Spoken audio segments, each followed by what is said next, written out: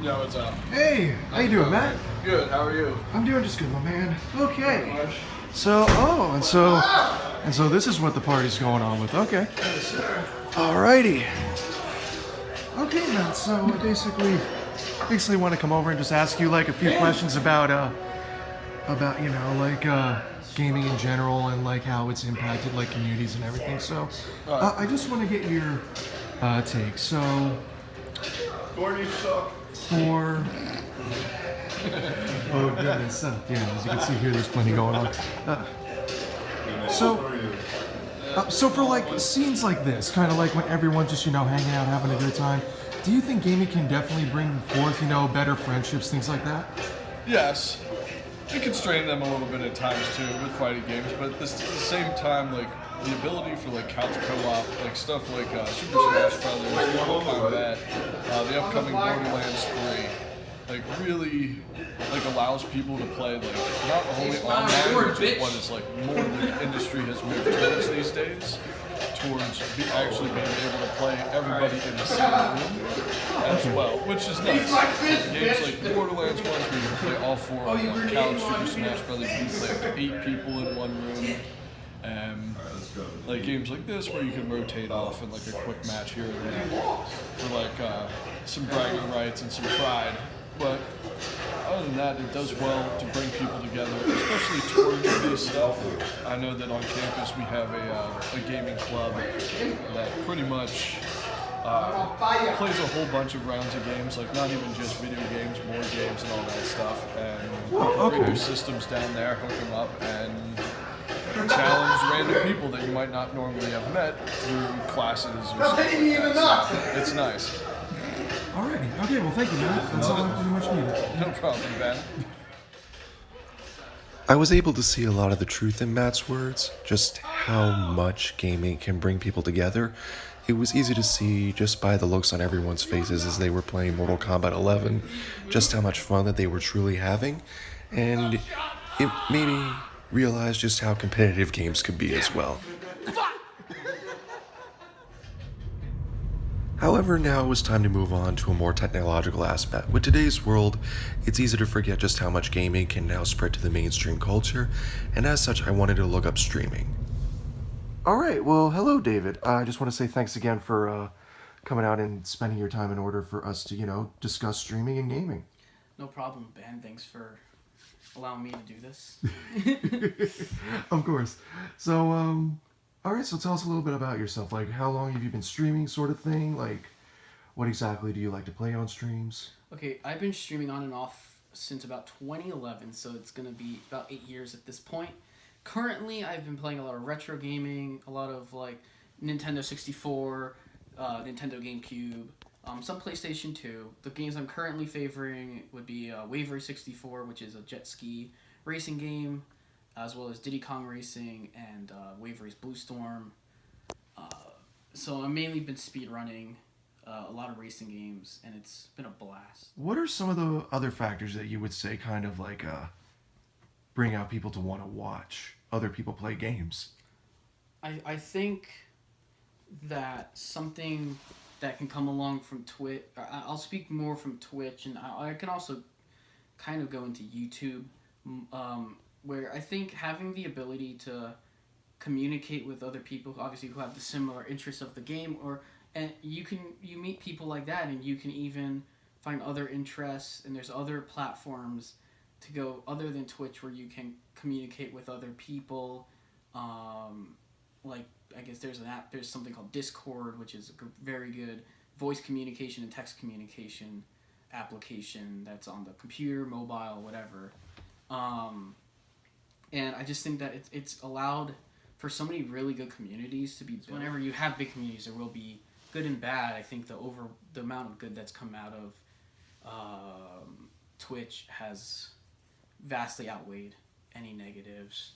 And I think that it's a great place for people of all genders, ethnicities, backgrounds of life to come and to be able to have fun with other people through video games and through communicating through them. Okay. Alrighty. Yeah. Well, thank you, David. I appreciate the long answer. Okay, so we have my setup. So currently my setup consists of my laptop, which is my main way of streaming. I currently have my my Twitch dashboard up, and so I don't stream. My dashboard's just for seeing the chat and for seeing like what's going on with like who's watching me and the titles and stuff. And then the main thing that I'm using right now is this old fashioned television because of retro gaming. It's works very well on CRTs, my microphone and everything. So currently the games I've been really playing a lot of is specifically Wave Race. It's and this is like the Japanese version of it.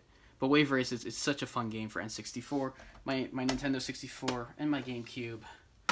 Awesome. I'm playing Diddy Kong Racing, another fun game. And that I talked about. that's also the Japanese equivalent. It is the right? This is the Japanese version of the game. They all have the Japanese versions of the games. Both have various things about them that make them good for speedrunning. But you can pick up any copy if you're interested in ever. And last but not least, I wanted to look at how women in games were starting to shape the future of who plays games nowadays, and as well as how they're represented as well.